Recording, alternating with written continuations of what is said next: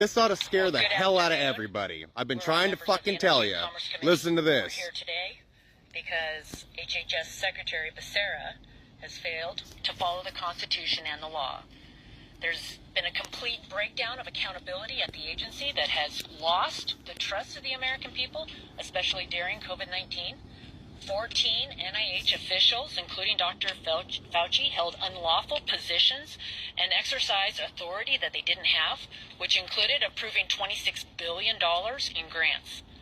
This is unprecedented, and it calls into question the validity of every decision that these officials have made since December 2021 to June 2023, including Dr. Fauci's awarding a new grant to EcoHealth Alliance, which is But what is even more egregious has been Health and Human Services cover-up. For more than a year, the administration has misled our committee throughout this investigation, and our question has been a pretty simple one. Can you show us the documents that Secretary Becerra followed the Constitution and the law in reappointing these 14 senior officials who exercised immense power and authority? The question, can you show us the documents? And we're still waiting. There needs to be accountability. No one is above the law. Americans need to know that their tax dollars are being spent responsibly, effectively, and lawfully. And that the people making these decisions are lawfully authorized to make them.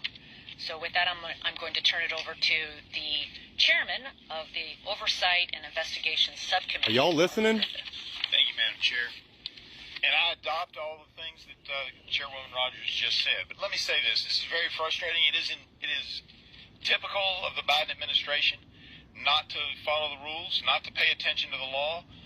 This law was put in as a good governance section. The reappointment of these agency heads was put in as a good government section of 21st Century Cures.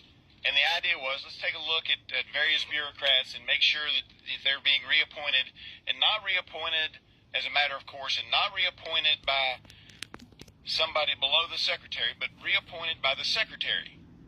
And he didn't do it. And we didn't see any evidence of it, so we wrote a letter 16 months ago and said, hey, what's going on? These people don't appear to have been reappointed. And they've basically played a shell game since then until a couple of weeks ago saying, oh, yeah, it's all right, everything's okay, pay no attention to the man behind the curtain, it's all fine. And then suddenly, eventually they must have gotten around to realizing they were in violation of the law, and so they tried to do it retroactively. But everything, as the chairwoman said, from the end of December of 2021 until about 2 weeks ago, is now called into question. Every programmatic decision, every policy decision, everything, and every grant award has question marks around it now, and I suspect the American taxpayers are going to pay millions of dollars defending lawsuits from various groups and various organizations that think they were either done wrong or they didn't like the policies that came out during that time period, because now it's clear that the administration and Secretary Becerra did not follow the clear meaning, the clear wording of the law. And unfortunately, this administration continues to do that, and it needs to stop. And that's part of why we have Oversight and Investigation Subcommittee, so we can find out what's going wrong and try to get it fixed and try to make sure this doesn't happen again. And that's why getting the word out so that the administration knows this is not the way to run the shop. And we've got to get it right. And I will now introduce my colleague who's been working on this with me, Brett Guthrie, as chair of the Health Subcommittee. Thank you so much for all your work. Thank you. Appreciate it. Thank you for your work and the chair's work and the committee's work. But for more than a year, Dr. Fauci, a highly paid public employee at the time, served unlawfully and without proper appointment. It was during this period he awarded a new grant to EcoHealth Alliance and serves as the chief medical advisor to President Biden's COVID-19 response team. In this role as top COVID advisor, he used his position to recommend mandates. It is unfair to the American people that while he held this position unlawfully, he used his platform to be the voice of science and shame those who, with alternative point of views, in addition to push for questionable public health guidance policies. This is a complete breakdown of accountability at an agency that has lost the American people's trust, especially during the COVID-19 pandemic. This also calls into question every decision each one of these 14 individuals made during the time. greater accountability is needed. Thank you.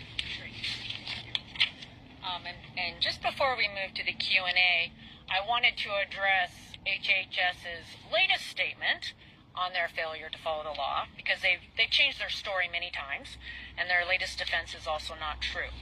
So they are referencing an entirely different process, what is called Title 42 Special Consultants. And this is different than what we are talking about as far as the requirement for the reappointment or the appointment of IC directors. IC directors require the Secretary's approval, and HHS should know the difference, and they can't hide behind this claim.